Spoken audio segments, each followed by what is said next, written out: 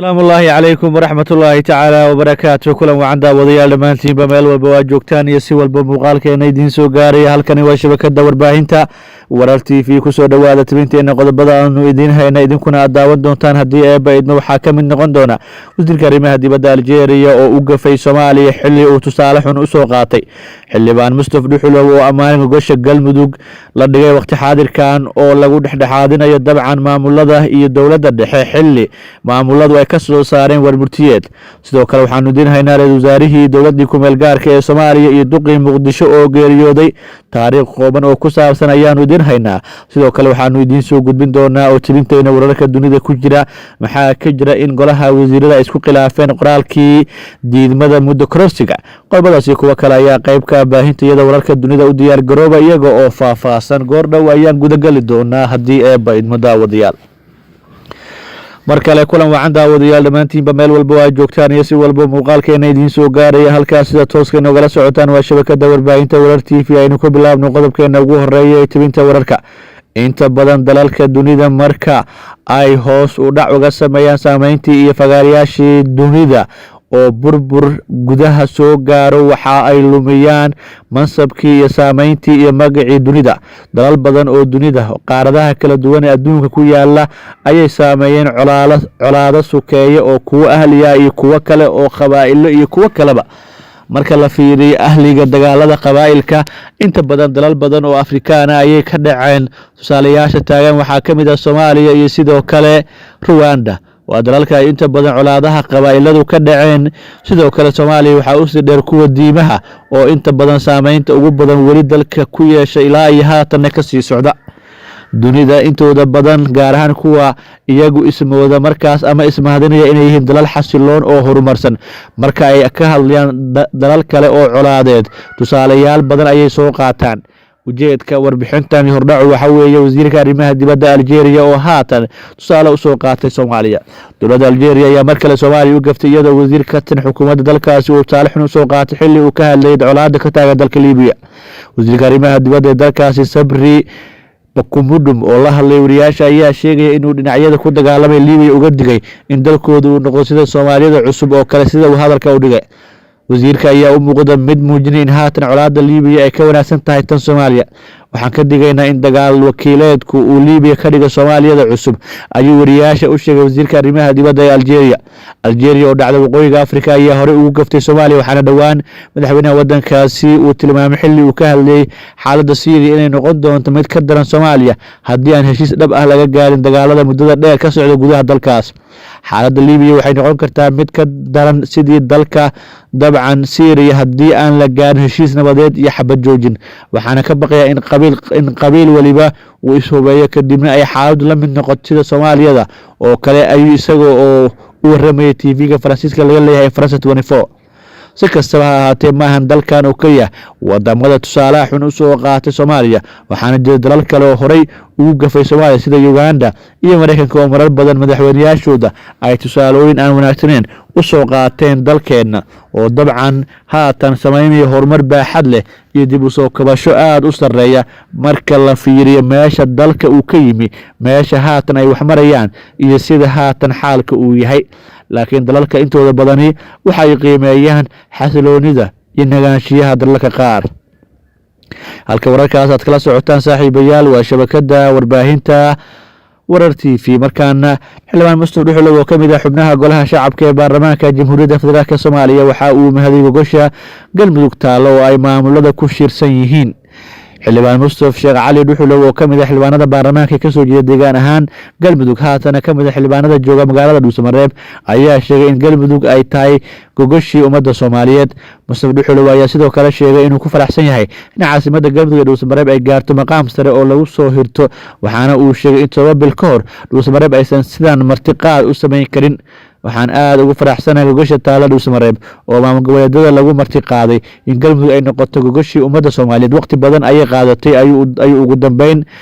waa lagu guuleystay ayuu yiri Mustafa Dhuxulow waa xildhibaanadii waqtiga u horay dhismaha Galmudug isaga iyo shakhsiyaad kale oo kamid ah xubnaha golaha shacabka iyo aqalka sare sidoo kale Dhuxulow ayaa kamid ah xildhibaano maalmo ka hortagay magaalada Dhuusmareeb si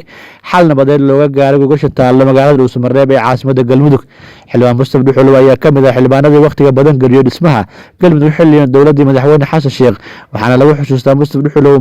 Maxamed Salaad iyo Cabdiraxmaan Odawa iyo Cabdikariin Xuseen Guuleed oo noqday madaxweynaha Galmudug in magaalada Cadaado xilligaas ay ku shaqeynayso dowladda Galmudug ee xilligaas jirtay inay bilooyin fadhiyeen si halkaas uga soo saaraan maamul Galmudug oo loo dhan yahay oo lagu midaysan yahay walow markii dambe ay ku guuleysteen